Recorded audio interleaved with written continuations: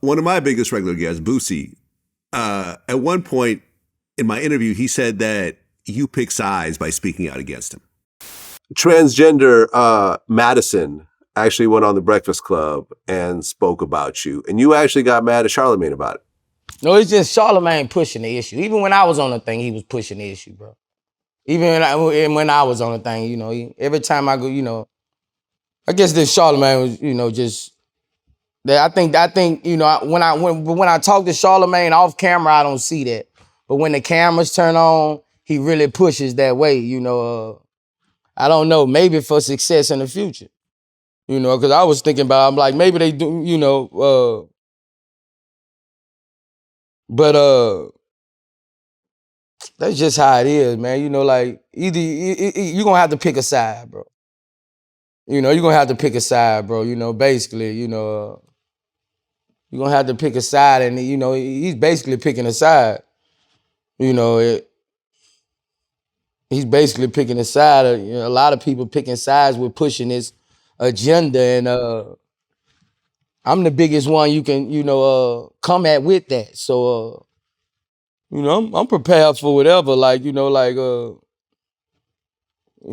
I ain't the person you gonna bite and they ain't gonna bite back. Like, you know, like, you ain't gonna do pussy shit, and I ain't gonna say nothing about it. I don't care who you is.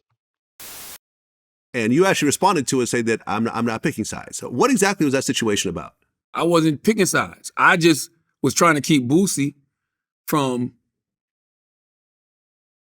I don't want to say self-destructing because that's not the word, but causing unnecessary problems for himself. You know what I'm saying? And Boosie will tell you, there's things that Boosie lost because of his views. You know what I mean? Boosie was supposed to have a reality show. From what I was told, from what the producers told me, they had a reality show they were doing with Boosie, and then Boosie, you know, made some comments online, Boosie being Boosie, and, you know, they had to stop production on the reality show. So it's like, that's the thing. I'm not picking sides. I'm just trying to keep you, Boosie, a brother from the South. I know you. I am you. I'm from South Carolina. You from, you know, Baton Rouge. I'm just trying to keep you from putting yourself in a position that might fuck up your money that you making now and fuck up some money that you making in the future. And Boosie ain't the only one. Like, there's been plenty of times, man, we've edited interviews.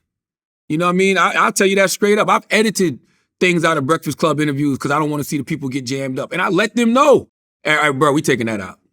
Because that goes out, it ain't gonna do nothing but cause you a whole bunch of problems. And not just cause you a whole bunch of problems, it's gonna hurt people, you know? And I learned that through trial and error because I've made those mistakes before.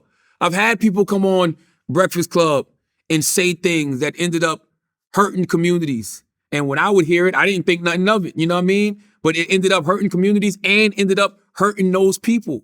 So if I'm sitting there telling you right now, I don't want to hurt people, right? I got to be consistent in that.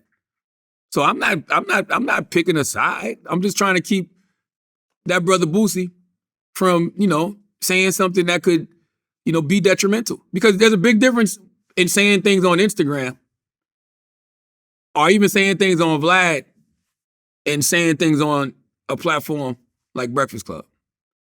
Saying on a platform like Breakfast Club, it's going to get right to those organizations quick, fast, in a hurry because they're going through everything we do with a fine-tooth comb. Don't get me wrong, they'll hear a Vlad interview, they'll get to it, and they'll be like, oh, let's raise some hell about this. But Breakfast Club is a entity connected to a much larger entity, which is iHeart. So that lawsuit is different, Vlad.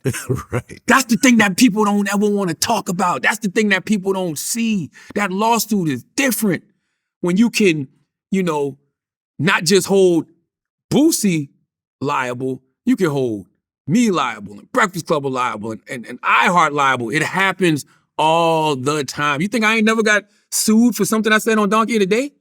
Even if it was actual and factual and I was citing sources? Come on, man. Is it like, we know the world we living in. Yeah, I mean, the whole thing that was Star said about, I think, DJ Envy's kids got Star fired and iHeart got sued and they had to settle with Envy over that whole situation. You look at, for example, Charleston White, he's talking about, killing people's kids and raping babies and everything else like that. No one really cares because it's just on his YouTube channel. The channel gets shut down. He goes and makes another one, and then people keep it moving. So you're right. There's ramifications on where you are and the platform that you're on. It's a very, very big difference. And yeah, you're right. I mean, I would tend to agree with you. When you got iHeart behind you, the stakes are much higher because they could sue iHeart. That's right. And look, I love Boosie. Who don't love Boosie?